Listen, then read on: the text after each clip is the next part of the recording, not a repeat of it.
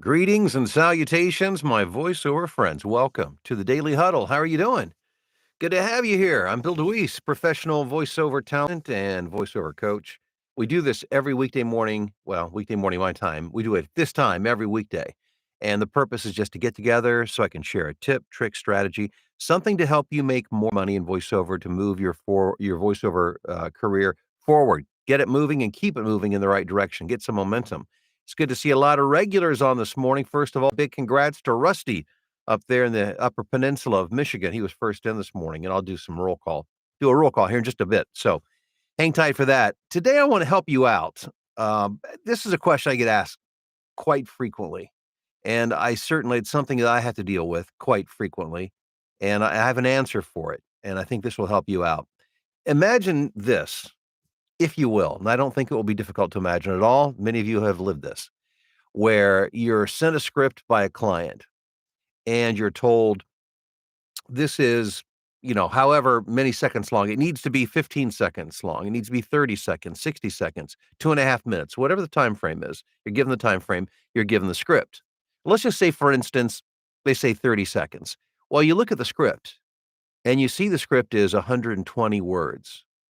Now, if you've done this for any length of time, you have a pretty good feel for the fact that a 30-second script, the wording should be around 80 words, give or take, unless it's all A's or I's. That's going to be impossible to squeeze 120 words into 30 seconds. Um, so what do you do with that? And most people, in my experience, the first thing they ask me about is speeding up, the audio in their DAW. Never, never, ever speed up audio in your DAW unless you're a financial institution who's trying to hide the fact that you're gouging your customers with super high percentage rates, and you don't want them to hear that or understand that. That's when you speed up the audio in your DAW so they can't hear or understand, comprehend what you're talking about. Otherwise, never speed it up. It compromises the audio. It sounds, excuse me.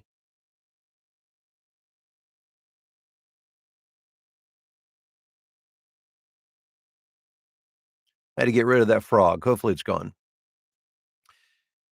If you speed it up in your DAW, you compromise the audio because what happens is the DAW doesn't know where you're talking, where you're not talking, and it just indiscriminately takes out little bits and pieces along the way, and then kind of accordionizes it, squeezes together to make it shorter. Yeah, you might fit in time, but it sounds ridiculous. So never ever do that. So here's what you do. The first thing that you do is you work on speeding up your read. Now, there have been many times where I received a script and I read through it and I thought to myself, there is no way. I mean, even in current day, I'm not talking about 10 years ago. I'm talking about this still happens to me on occasion. You think I know better by now, but it still happens. I'll get a script, I'll read through it. I'll be 10 seconds over, let's say. And I'll say, there is no way I can get this copy in there. But what I find is that if I start slow, I read through it slowly, really get a good feel for what's going on, the feel of it, all the verbiage, everything, so I get comfortable with it. And then I gradually start to, I'll read it gradually faster, do another read a little bit faster, a little bit faster. Oftentimes, I'm able to either to get it to time or very close to time. Or even if you're shaving off a few seconds, anything that you could do can be helpful. Now, if you just pick up the copy and start reading as fast as you can, it's going to sound like you're speed reading. But if you ramp up slowly, it'll sound like you know what you're talking about, even though you're talking quickly. There's a difference between the two, and you can experiment around with that to see exactly and listen back to see exactly what I'm saying. But that's the first step. And you may very well likely get it to where you need it or get it close, at least closer. The next thing to do is to work between the sentences and the phrases where there are gaps, where you stop to take a breath. You can take room tone, paste it in. Like let's say, for instance, let's say I'm reading through something and they're like 1 second. Well, let's say it's 3/4 second long gaps between sentences. I'll take about maybe a quarter second of room tone, copy it onto my clipboard, and then I'll paste it over those 3/4 second length gaps to make the gaps shorter with no breaths. I just paste them in there. They get shorter. And then that accordionizes the recording without taking out the audio. It takes out where there's no audio or where there's breaths.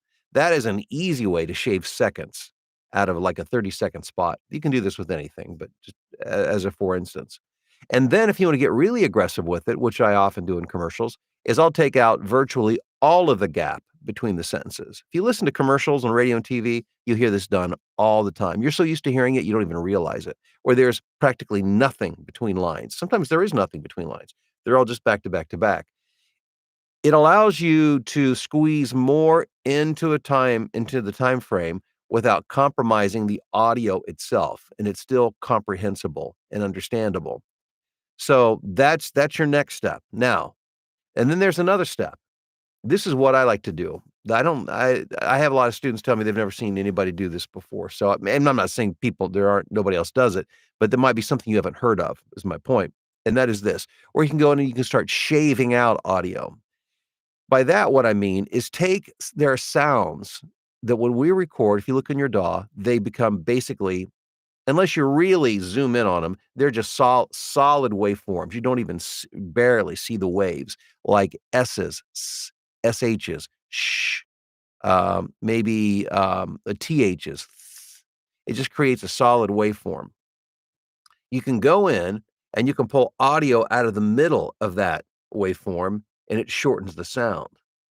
And the trick is you don't want to if you get too aggressive, you take out too much, it's noticeable. But if you take out a little bit here, a little bit there, it's not noticeable at all. And you could experiment around with it to get a feel for it. But what that allows you to do is to take the script that you've already edited down, and you can get it even shorter by shaving out sounds. We're getting a little bit tedious at this point with it, but it works. It will definitely, definitely, definitely work. Now, if you still haven't got it down to time, you may be thinking to yourself, well, then now I have to use my DAW. No, here's what I do. I never speed it up on my DAW. What I'll do, if it's a ridiculously long script, I will record it as fast as I can. I'll edit it as tightly as I can. I'll shave out what I can as tightly as I can. And if it's still too long, I'll send it out to the client and I'll say, I just want you to let you know I've done everything I can to get this down to time. This is what I have. 19 times out of 20, the client will come back to me and say, whoa, that's too much copy. Duh, right? Of course, you knew that. They should have known that too, frankly. They should have known that. It should have never sent it out. You should have never had to waste your time on it, but that's just not the way the world works. So, if you've done all of that, then the chances are they're going to want to rewrite that copy or edit it out or take out a line. I can't tell you how many times I've spent time on a commercial. I've done all that. And they go, oh, wait a second, let's just re-record it without this line. They don't realize all the crap you've gone through to get it down to that. But if you practice these techniques, you'll get fast, you'll get proficient with it. I use them all the time, all day long, because it's not uncommon at all to get scripts where a client is asking you to do nearly the impossible, to squeeze all of this copy into that much of a time frame to varying degrees. But if you'll go back and you'll gradually increase the speed of your read. Again, gradually, don't try it right out of the gate because it won't sound nearly as good as if you gradually work into it. Secondly, take the gaps out between phrases and sentences. Number 3, shave the audio of those solid waveforms, THs, SHs, S's, and then send it out to your client. Let them tell you what they think at that point. Because no client, in my experience, wants to have audio that is incomprehensible, that nobody can understand. Again, unless you're a financial lending institution in which you don't want somebody to hear the percentage, the what they're being charged on their loan. That's the only instance I can think of where they might want that. In that case, by all means, use your DAW and speed it up. That's what people do. But otherwise, that is your last. I mean, I never use that. I never do that. I refuse to I refuse to do that because there are so many things that you can do before that that will make your audio will keep it sounding as good as you possibly can. Try it. Check it out. Let me know what you think in the come back and make some comments below the video to let me know what your results are. Well, oh, by the way, as I mentioned, I am a voiceover coach. I've been coaching now for 13 years, maybe. Recording voiceovers full time for 18 years, recording or coaching for 13 years. What I do is help people build voiceover careers. And if that's what your interest is, go below in the description. I've got links to resources so you can take deeper dives into learning all about voiceover. It's going to be an interesting day, I can tell already. Well, let's see who we've got on this morning. We've got in the live stream Rusty. Again, congrats to you up there in the UP of Michigan.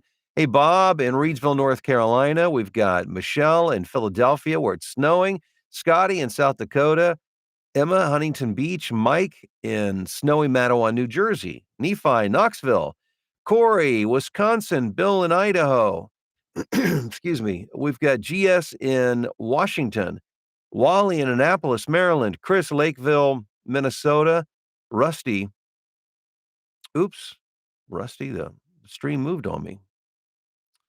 Let me back up here. Dun, dun, dun, dun, here we go.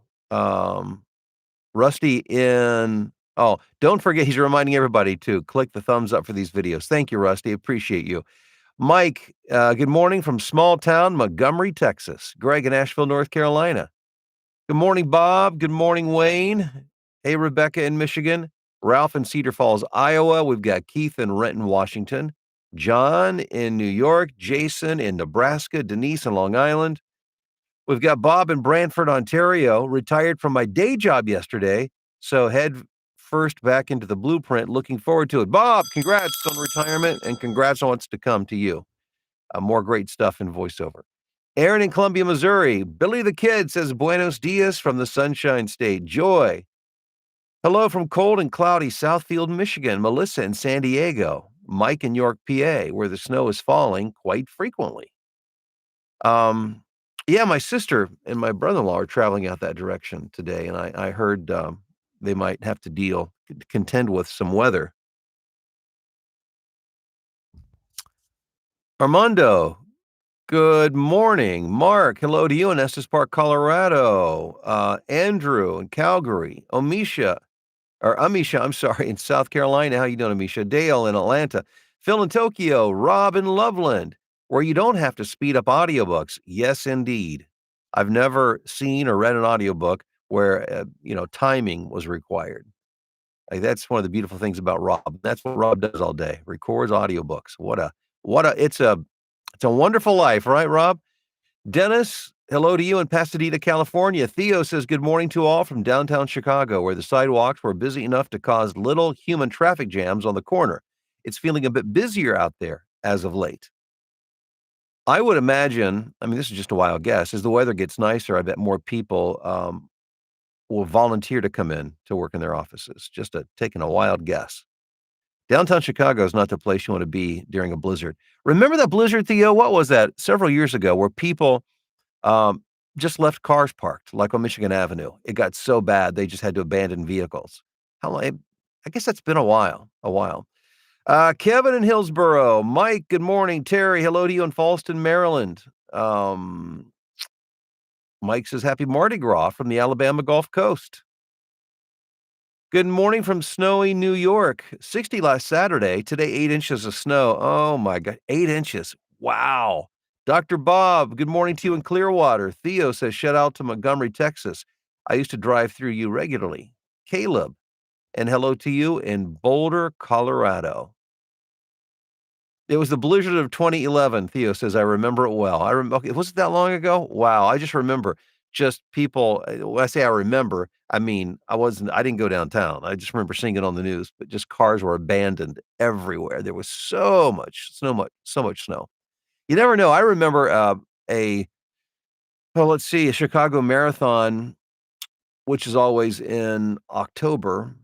And this happened, I don't know, was not in more than a few years before or after the Great Blizzard, where it got so hot, they canceled the marathon. It was like up in the 90s, Midwest. It's a crazy, crazy, crazy place. Hey guys, thanks for being here. Don't forget, links to my voiceover training resources are in the description below. Have a great day. We'll talk to you soon.